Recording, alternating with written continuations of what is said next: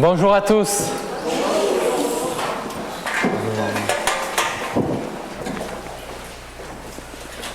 Nous reprenons notre série sur Luc après avoir terminé Exode et ce matin je voulais vous poser une question. Alors elle est rhétorique, j'attends pas de réponse de votre part, mais quel est le meilleur message que vous avez entendu? Alors pas juste dans une église, mais même le meilleur message que vous avez pu entendre, qui vous a interpellé, qui vous a marqué. Alors quand je parlais à un message, je parlais à une personne qui a dit un discours, qui a fait un discours, et ce discours vous a particulièrement marqué. Et moi j'ai mon père qui m'a raconté l'histoire d'un grand patron dans l'informatique, qui a convoqué, je pense que c'était IBM, je devrais vérifier là exactement, mais il avait convoqué tous ces directeurs commerciaux de tous les États-Unis. Et vous imaginez bien que ça avait dû coûter des millions. Et il l'avait fait venir dans un grand centre d'affaires et vous savez ce qu'il avait fait? Il avait mis sous les chaises, il avait mis un billet de 10 ou 10 dollars, il me semble. Et alors il leur a dit, voilà, les personnes ne savaient pas, et donc imaginez le grand amphi, et puis il leur a dit, il y a quelque chose qui est dessous votre voilà, dessous la chaise, et quelque chose qui est scotché. Donc ils se sont tous levés, vous imaginez la scène, ils ont attrapé, ils ont déscotché, dégrafé, et puis voilà, ils ont tous pris le billet. Et là, il leur a dit cette phrase: vous savez maintenant ce qu'il vous reste à faire. Il vous reste plus qu'à vous bouger les fesses. Le grand patron est parti de la scène. L'ensemble des directeurs commerciaux, imaginez, ça avait coûté une fortune, ont tout simplement halluciné. Ils ont dit non, il va revenir. Eh bien non, la conférence était terminée.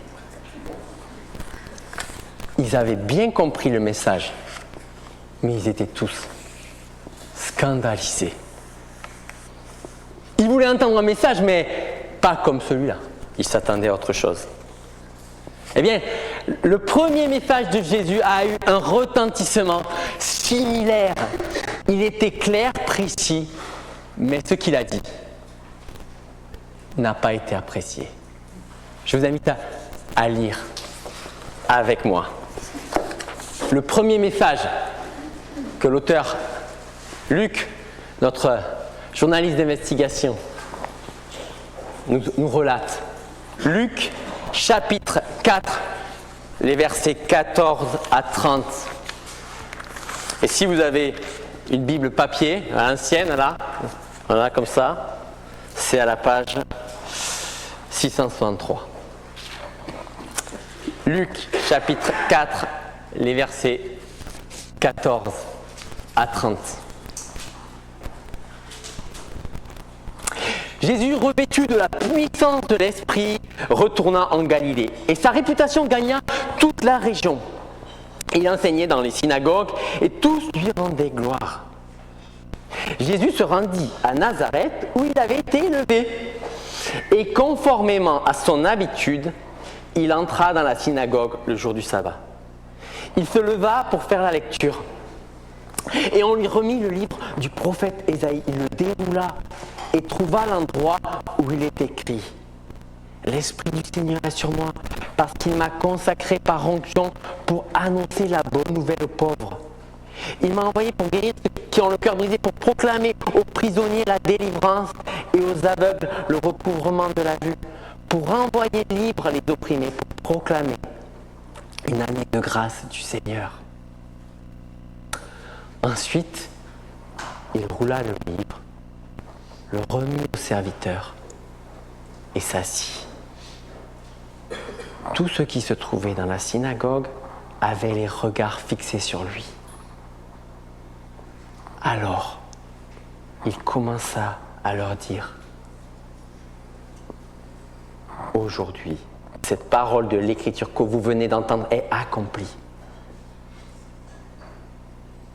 Tous lui rendaient témoignage, ils étaient étonnés des paroles de grâce qui sortaient de sa bouche et disaient, n'est-ce pas le fils de Joseph? Jésus leur dit, vous allez sans doute me citer ce proverbe, médecin, guéris-toi toi-même. Et vous me direz, fais ici, dans ta patrie, tout ce que nous avons appris, tu as fait à Capernaum. Il leur dit encore, je vous le dis en vérité, aucun prophète n'est bien accueilli dans sa patrie. Je vous le déclare en toute vérité, il y avait de nombreuses veuves en Israël à l'époque d'Élie, lorsque le ciel a été fermé 3 ans et 6 mois et qu'il y eut une grande famine dans tout le pays. Cependant, Élie n'a été envoyé vers aucune d'elles, mais seulement vers une veuve de Sarepta dans le pays de Sidon. Il y avait aussi de nombreux lépreux en Israël à l'époque du prophète Élisée, et cependant, aucun d'eux n'a été purifié, mais seulement Naaman le Syrien. Ils furent tous remplis de colère dans la synagogue lorsqu'ils entendirent ces paroles. Ils se levèrent, le chassèrent de la ville et le menèrent jusqu'à un escarpement de la montagne sur laquelle leur ville était construite, afin de le précipiter dans le vide. Mais Jésus passa au milieu d'eux et s'en alla.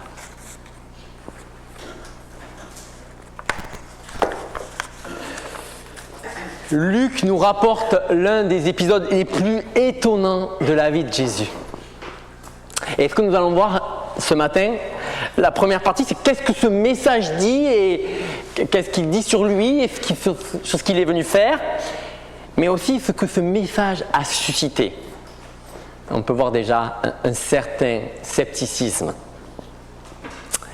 Qu'est-ce que le message disait de lui et de ce qu'il était venu faire? On voit que depuis l'âge de 12 ans, son passage avait été remarqué à la capitale, au temps de Pâques, parmi les responsables. On avait vu son désir de connaître la volonté de Dieu, de connaître les Écritures. On a vu à son baptême, il a même reçu de Dieu une approbation qu'on aimerait tous recevoir de la part de nos parents. Tu es mon fils bien-aimé, tu as toute mon approbation. On a vu la dernière fois qu'il a même réussi l'examen d'entrée avec la tentation que le diable lui avait soumis, et il avait bien été confirmé dans son statut de roi. Et là, son retour en Galilée, il ne passe pas inaperçu. On le voit, il prêchait dans les synagogues et on voit il prêchait de quelle manière? Il était rempli de l'esprit et ça ne passait pas inaperçu. Et on voit, comme l'a dit d'ailleurs Joanne la fois dernière, la puissance de l'esprit, ça ne se manifestait pas par du bruit ou autre, mais ça se manifestait par des paroles de sagesse et de grâce, et ça touchait les auditeurs.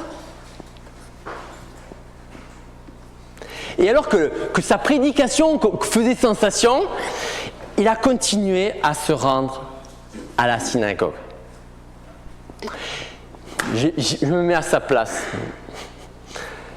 Peut-être combien de fois il a dû se dire à propos des enseignements qu'il avait que c'était médiocre. Combien de fois il aurait pu dire pas besoin d'aller à la synagogue, je pourrais peut-être mieux communier directement avec mon père. C'est tellement médiocre tout ça. Pourtant, tout au long de sa vie, début de sa vie, Jésus il s'est plié à la forme de célébration qui lui était conviée.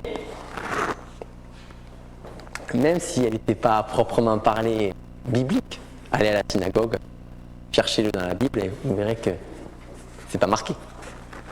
Mais c'était, verset 10, c'était son habitude. Verset 16, c'était son habitude.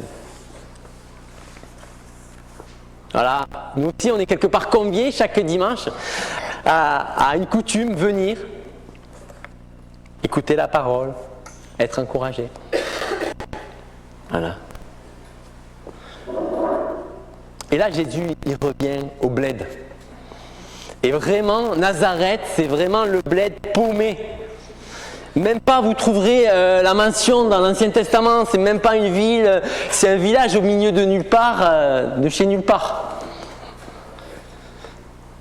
Et voilà ce que Luc relate. Pourtant, il y avait une synagogue dans ce village.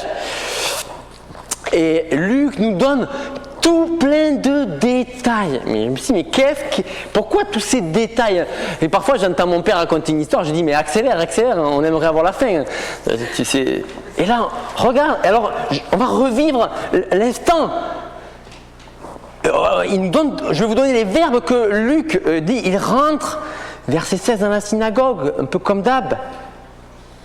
Malgré sa renommée qui commence à le précéder, il se lève pour faire la lecture.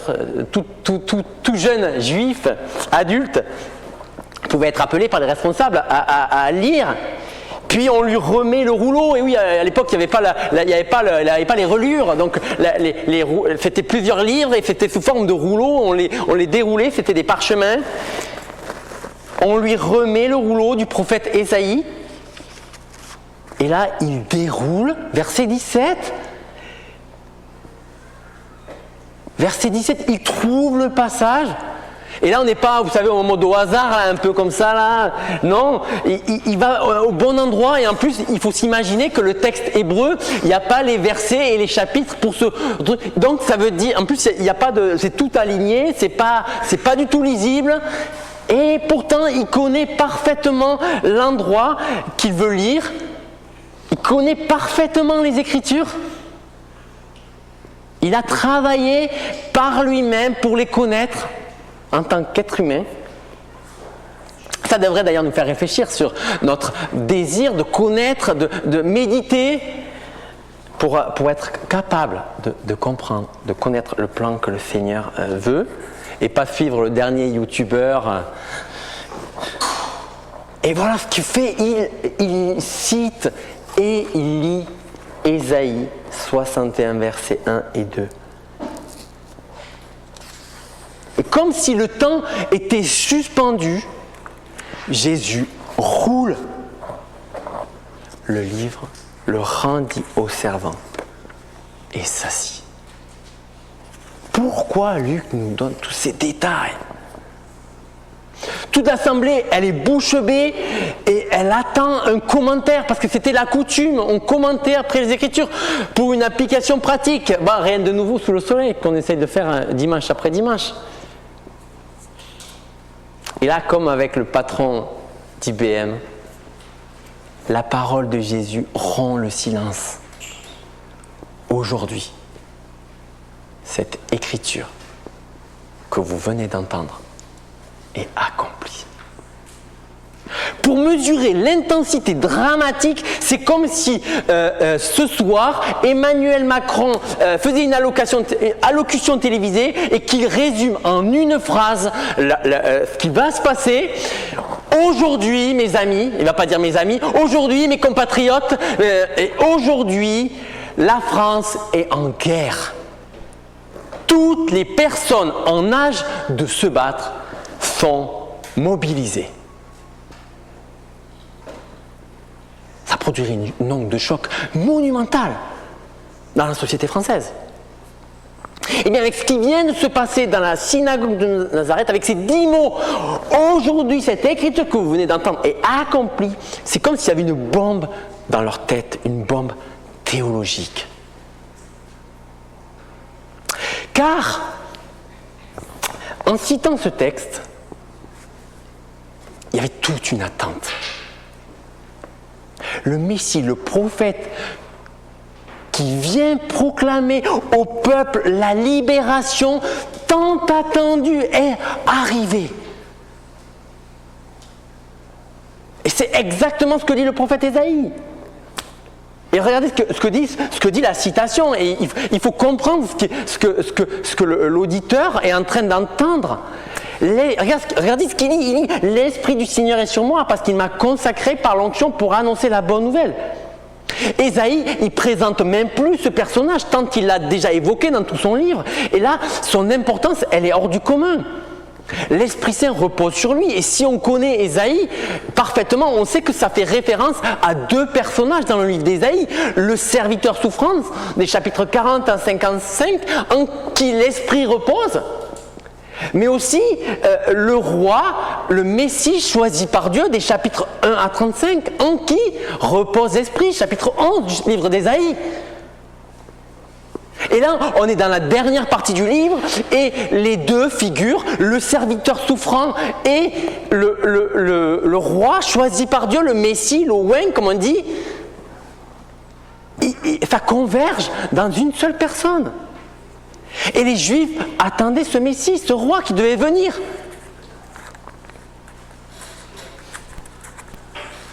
Alors les auditeurs, voilà ce que Jésus était en train de leur dire. Mes amis, je suis le Messie, loin du Seigneur, celui en qui repose l'Esprit. La prophétie d'Ésaïe me concerne. Waouh, c'est chaud. C'est chaud. Mais quelle est la mission de ce Messie? Publier une année de grâce. Et là, c'est sûr, ça fait référence à l'année du jubilé, tous les 50 ans, dans le livre de l'Exode, dans le livre du Lévitique, on voit que on devait proclamer une année d'affranchissement, pas d'affranchissement postal, mais une année d'affranchissement dans laquelle les dettes étaient annulées, où les esclaves étaient libérés, où les familles qui avaient dû vendre une propriété, on devait la leur restituer. Et les auditeurs d'Ésaïe, ils avaient vécu un peu ça dans leur vie, puisqu'on leur avait rendu leur terre, ils étaient de retour d'exil, ça c'était dans la prophétie, mais ils étaient loin de la totalité de la bénédiction que le Seigneur avait pour eux. Et en faisant cette lecture dans cette synagogue, Jésus, il est en train d'annoncer que c'est l'ère finale de la grâce qui est à disposition. Alors certains avaient pensé, en entendant sans doute ces paroles, ils avaient sans doute un agenda. Certains peut-être pensèrent que ce manifeste, un peu comme un manifeste politique, un genre de salut terrestre où on apporterait la délivrance physique. Vous voyez, en plus, il y a les termes qui sont appréciables, les pauvres, donc c'est augmenter le niveau de vie des pauvres, une révolution sociale, ou même médicale, pour guérir les malades, ou même politique, renverser l'occupant romain. Et c'est vrai que Jésus avait le pouvoir de faire tout cela, et d'ailleurs, Satan l'a tenté de le faire, et pour lui c'était une véritable tentation. Mais ce n'était pas à cela qu'il avait été appelé. D'ailleurs, les gens qui attendaient cet agenda ont été sans doute un peu frustrés de ne pas le voir arriver. Jésus, il prenait soin du corps, on le verra. Mais ce n'était pas son objectif premier. Avant tout, il est venu apporter une autre délivrance, une délivrance spirituelle sur la puissance du péché. Et d'ailleurs, on peut le voir dans notre texte, parce que vous voyez, il y a un mot qui revient constamment chez le prophète Ésaïe. C'est le mot proclamer, qui apparaît 3 fois. Jésus, il est venu pour proclamer la bonne nouvelle, pour proclamer la liberté, pour proclamer cette faveur du Seigneur et ses implications. Et on voit que tout cela, cette proclamation, elle a eu lieu. Elle a eu lieu au moment de la prédication de Jésus à Nazareth. Ce jour-là, oui, aujourd'hui, cette proclamation, elle a eu lieu. Même s'il n'y a eu aucun prisonnier qui a retrouvé la liberté, aucun aveugle qui a retrouvé la vue, on verra plus tard que Jésus fera ça. Mais on a vu que le salut était en train d'arriver par la proclamation de la parole de Dieu. Les puritains ont dit « Dieu n'avait qu'un seul fils et pourtant il en a fait un prédicateur, un annonceur d'une bonne nouvelle. » Et on est, nous en tant qu'Église, invités à continuer cette annonce. Mais qui Mais à qui ça s'adresse? Qui est concerné par cette annonce? Les pauvres, les captifs, les aveugles, les opprimés. Pour comprendre chacun de ces termes et pour ne pas passer à côté de la mission de Jésus, juste ça, il faut se réimmerger dans la citation d'Ésaïe. Ces pauvres, on est à la fin du livre d'Ésaïe, ces pauvres, c'est le peuple de Dieu qui a rejeté le règne aimant de Dieu et qui a été affligé par ses ennemis. Ils ont été en exil par les Babyloniens. Et ça, c'était à cause de la colère et du jugement de Dieu sur la méchanceté du peuple. Si vous n'êtes pas convaincu, allez voir le livre d'Ésaïe. Ésaïe chapitre 1, où on voit que Dieu est horrifié par la célébration qui côtoie à chaque sabbat. Et cela a été la cause de leur aveuglement spirituel. Et c'est vrai que lorsque Jésus parle des pauvres, il fait des références à des gens ordinaires qui vivaient dans la pauvreté, mais ici c'est bien des pauvres à cause qui subissent les conséquences de leur rébellion. C'est pas n'importe quel pauvre. Vous voyez ce que je veux dire? Mais pourquoi Jésus a parlé de pauvres? L'évangile, est-ce que c'est que pour les pauvres? C'est pas pour les riches aussi? On sait que ça s'adresse à tous, on le dit toujours, hein, l'évangile c'est pour tout le monde. Alors pourquoi dit c'est pour les pauvres? Déjà on a un petit indice, hein. À la fin on voit que Jésus parle à la fin de son sermon de deux personnes, la veuve de Sarepta qui était effectivement une femme très pauvre et un général de l'armée syrienne qui était très riche. Vous voyez? L'évangile qui s'adresse aux pauvres. Peut-être c'est sans doute ceux qui se savent pauvres. Qui se savent pauvres. Et souvent, en fait, les pauvres dans notre société, ils sont rejetés. Les bonnes nouvelles ne sont pas souvent pour eux. Et là, Jésus rétablit.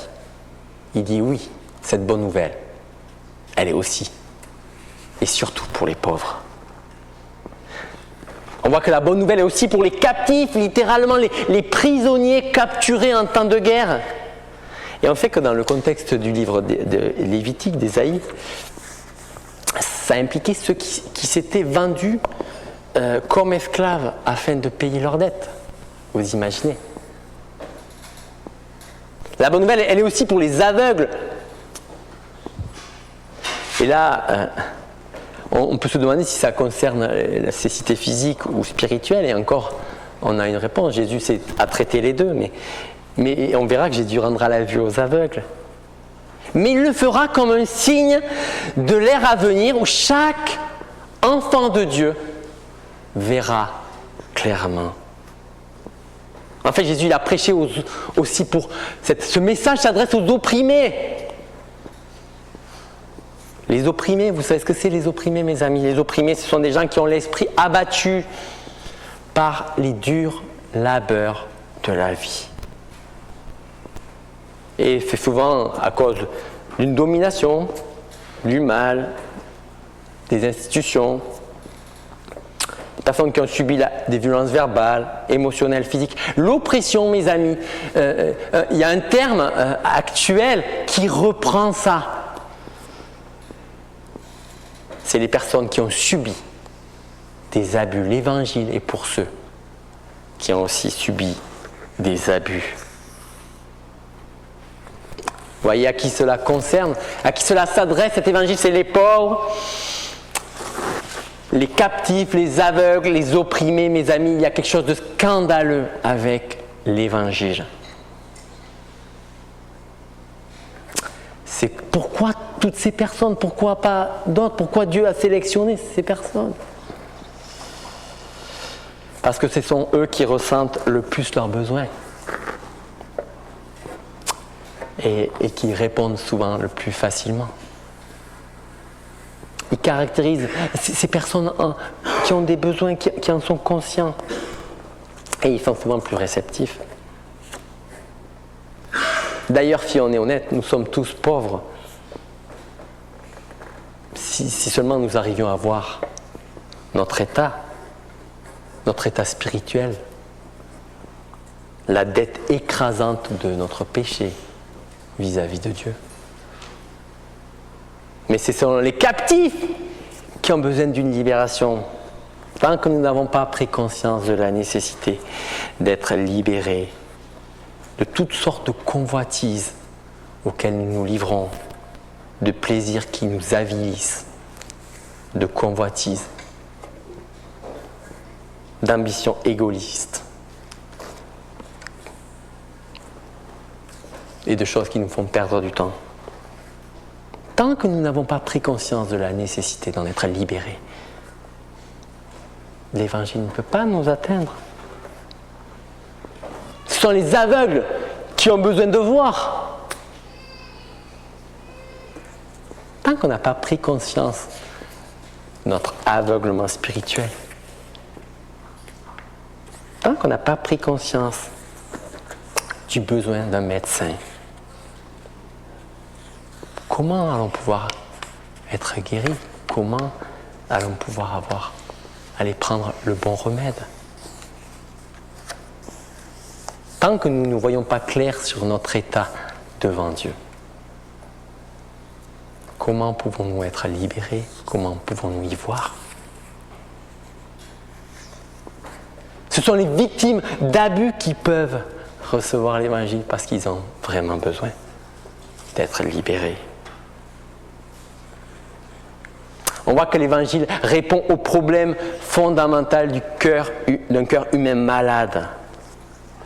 Et on voit que ce cœur humain malade, cet état d'être en déconnexion vis-à-vis de Dieu à cause du péché, c'est Dieu qui veut le régler, mais il veut aussi régler les problèmes matériels, mais ça en second.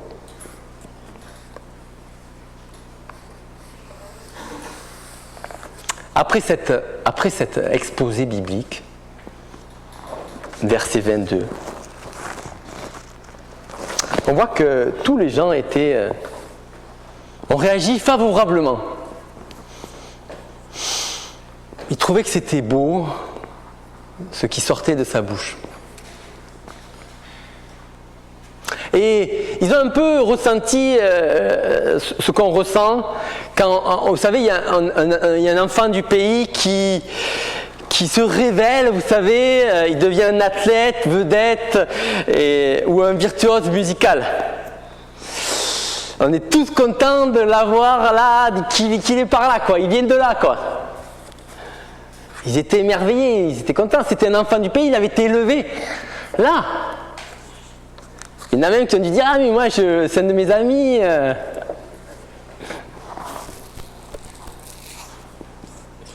D'autres ont sans doute dû dire « Ah, mais c'est étonnant, je ne m'y attendais pas, qu'il serait aussi bon, orateur. » J'ai toujours dit qu'il y avait quelque chose de spécial, vous savez. Je suis sûr qu'ils étaient tous fiers de savoir qu'ils venaient de là. Malheureusement, c'est jamais allé plus loin. À Nazareth, du moins. Ils ne comprenaient pas véritablement ce qu'il disait.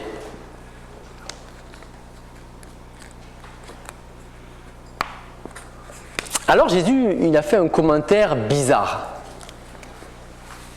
Voilà ce qu'il leur a dit. À la question, « Ah, mais tu viens pas t'es pas le fils de Joseph ?» Jésus a fait ce commentaire un peu bizarre. « Sans doute vous me citerez ce proverbe, médecin, guéris-toi toi-même. Ce que nous avons entendu dire que vous avez fait à Capernaum, faites-le aussi ici, dans notre ville natale. » Et pour comprendre, le médecin, la médecine à l'époque, c'était pas comme aujourd'hui, c'était vraiment une science complètement aléatoire. D'ailleurs, on ne devrait même pas l'appeler une science. D'ailleurs, les gens, ils n'étaient pas dupes, ils étaient très sceptiques avec les médecins. D'ailleurs, on devrait faire la même chose avec, vous savez, certains youtubeurs là, qui vous proposent des médecines là, alternatives. On devrait avoir le même scepticisme que ces premiers chrétiens, que ces premiers auditeurs. Et lorsque les médecins ils proposaient un remède, eh bien, leurs patients, pour être sûr que ça fonctionne, d'abord, guéris-toi toi-même, teste-le quoi. Avant de toucher à mon corps ou de me faire boire ce breuvage-là, teste-le, puis vous savez, on va voir ce que ça donne quoi. Et donc, vous voyez, pendant que Jésus prêchait, il s'est rendu compte que les gens de sa propre ville, ils étaient sceptiques. Ils étaient sceptiques. Ils savaient qu'il était le fils de Joseph, mais croire que c'était le Messie, il fallait une preuve. Ils avaient bien entendu des histoires de miracles qui avaient été accomplis dans les villages à Capernaum. Oui, c'est vrai. Mais si Jésus voulait qu'ils croient, il devait leur montrer ce qu'il était capable de faire. Sa prédication, ça ne suffisait pas.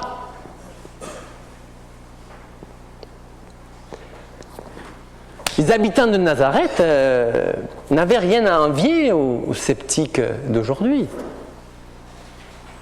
Ils ne l'ont pas cru. Ils étaient honnêtes, ils l'ont admis. Ils n'ont pas cru. Mais ce n'était pas leur faute. C'était la sienne.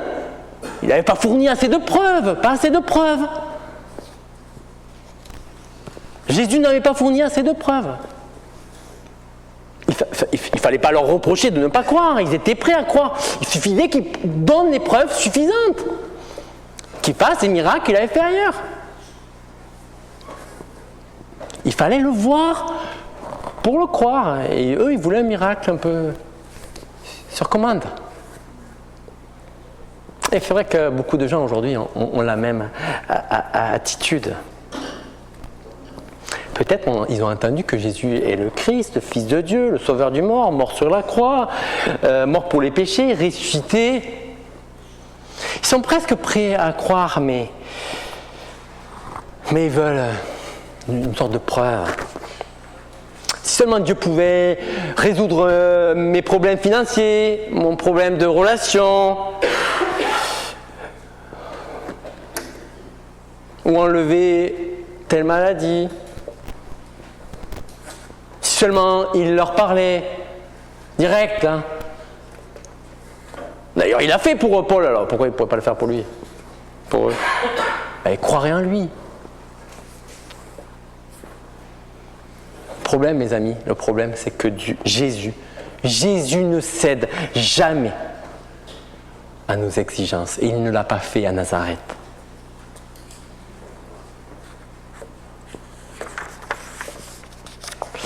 Jésus a refusé de se donner en spectacle devant ses anciens voisins, ses anciens amis. Au lieu d'accomplir des miracles à Nazareth, Jésus a prononcé ce fameux proverbe. Aucun prophète n'est agréable, n'est bien reçu dans sa ville natale.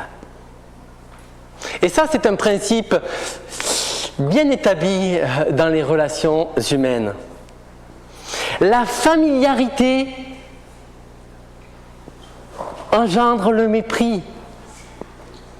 Et parfois, les personnes les plus proches de nous ont le plus de mal à nous laisser devenir les personnes qu'on aimerait, que Dieu aimerait que nous soyons. Et c'est particulièrement vrai pour un prophète. Et c'est aussi peut-être le cas de l'une des raisons pour lesquelles de nombreux chrétiens ont du mal à persuader leur propre famille d'accepter Jésus.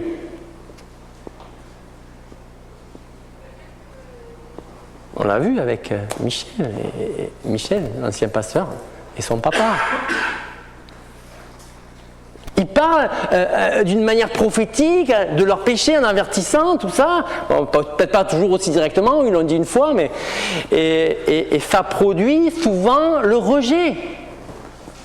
Et d'ailleurs, il est souvent préférable, avec nos familles, d'être plutôt que prophète confronté, plutôt un rôle de serviteur attentionné, aimant. La familiarité engendre le mépris. Et c'est ce que Jésus veut noter. Et ce qu'il veut montrer aussi, à travers cette histoire de vie d'Élie et Élisée, il veut montrer de quelle manière Dieu entend sauver.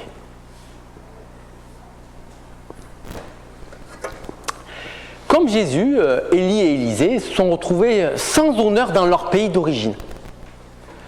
Pourtant, Dieu les a utilisés pour partager sa grâce envers des étrangers. On voit la pauvre veuve de Sarepta, un pays hors de la Palestine, Naaman, un général syrien.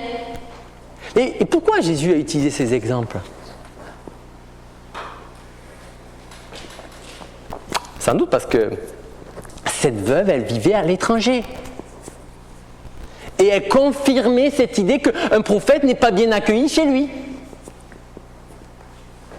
Et cette veuve, il y avait aussi une autre dimension. Cette veuve, elle devait croire à la promesse de Dieu, à la parole de Dieu, avant de voir le miracle. Si elle avait attendu que Dieu fasse ses preuves, elle serait morte de faim, bien avant d'avoir mangé une autre bouchée de nourriture. Dieu accomplirait le miracle de la farine et de l'huile seulement si elle avait la foi, en préparant d'abord le pain pour le prophète. Alors seulement elle verrait Dieu agir. En d'autres termes, elle devait y croire avant de pouvoir le voir. Et elle y a cru. Alors qu'il y avait beaucoup de veuves en Israël, mais aucune n'a bénéficié de ça, cette grâce. Et l'histoire de Naaman, ça enseigne la même leçon. Il y a beaucoup de lépreux en Israël, et pourtant aucun d'eux n'a été purifié. Et on voit que, contrairement à la veuve de Sarepta, Naaman, lui, il était extrêmement riche. Le problème, c'est qu'il avait la lèpre et ça le rendait aussi mendiant que cette pauvre veuve. Il a donc fait le voyage de la Syrie jusqu'à Israël pour rencontrer un prophète. Et quand le prophète lui a prescrit un remède, excusez-moi le terme, complètement bidon, d'aller devoir se laver dans des eaux, il a dit, mais attendez, il n'y avait pas des eaux meilleures là où j'étais? Et là c'était pareil, Naaman, il devait faire confiance à la parole de Dieu. Et il était sceptique au début. Et ces instructions d'Élisée l'ont mis en colère, mais il a écouté la voix sage de ses serviteurs. Si on t'avait demandé de gravir, il n'a pas dit une montagne, tu l'aurais fait, alors pourquoi là tu ne veux pas juste faire ce que le prophète te dit? Il a cru à la parole du prophète et il a été purifié. Naaman a agi avec foi selon la parole du prophète et donc la parole de Dieu. Et lorsqu'il a été témoin de ça, la puissance salvatrice de Dieu l'a atteint dans sa vie. Avec ces deux histoires, mes amis, Jésus voulait susciter la foi chez ses auditeurs. Mais s'il refusait de croire, il accorderait même sa grâce aux gens les plus étonnants, les non-juifs. Et ça, c'était aussi scandaleux pour la synagogue de Nazareth. Les gens devaient croire à l'Évangile. Ils devaient reconnaître leur pauvreté spirituelle et leur captivité vis-à-vis du péché. Et ils devaient faire confiance au Seigneur pour être sauvés. Ils voulaient que Jésus fasse d'abord des miracles. Mais Jésus voulait qu'ils viennent à lui par la foi en sa parole. Au lieu de voir pour y croire, il voulait croire pour le voir. Et c'est la même chose avec la vie éternelle, mes amis. Si nous voulons la recevoir, nous devons placer notre confiance, c'est-à-dire croire que nous l'obtiendrons. C'est une invitation relativement simple à saisir, mais il faut y croire pour le voir. C'est le même principe qui s'applique tout au long de la vie chrétienne. Lorsqu'il s'agit de l'éducation, des relations, de notre appel, de notre ministère, de notre retraite ou de notre avenir, nous ne savons pas ce que Dieu nous réserve. Mais nous sommes invités à la foi, à la confiance. Il tiendra ses promesses. Il prendra soin de nous. Il subviendra à nos besoins. C'est valable aussi pour Matthieu, mon fils. C'est valable pour chacun d'entre nous. Mais il veut d'abord que nous ayons confiance en lui, avant de voir agir dans notre vie. D'après l'évangile de Luc, c'est la dernière fois que Jésus apparaît à Nazareth. Il est parti et il n'est jamais revenu. Il est venu chez les siens, dit notre évangéliste Jean, et son peuple ne l'a pas reçu. C'était sans doute la dernière occasion pour certains d'entre eux qui étaient dans la synagogue d'entendre prêcher, de saisir par la foi cette réalité que le Christ, le Messie, était là et qu'ils devaient l'adorer. Malheureusement, ils ont raté leur chance. Plutôt que de le recevoir, ils ont exigé davantage de preuves. Et comme il a refusé de céder à leurs attentes, ils ont tenté de le tuer.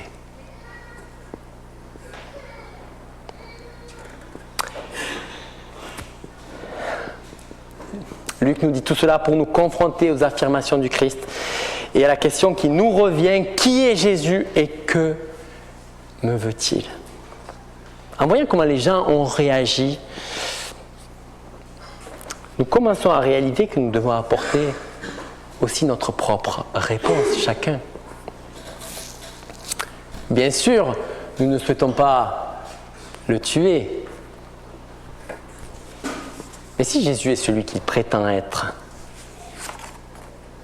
même une réponse indifférente nous condamnera. Prions.